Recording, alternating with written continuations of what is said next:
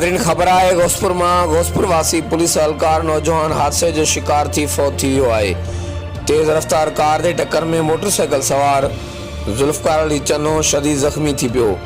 ज़ख्मी एहलकार के इलाज लाइ अस्पताल मुंतकिल किया वियो। ज़ख्मन जा सूर न सांदे नौजवान अस्पताल में फौत थी वियो। ॿिए तरफ़ नौजवान जो लाश घर पहुचण ते कोराम मची वियो, जॾहिं त इलाइक़े में सोग वारी सूरत हाल है। हर वक्त आगाह लाइ ॾिसंदा रहो JTN वेब न्यूज़।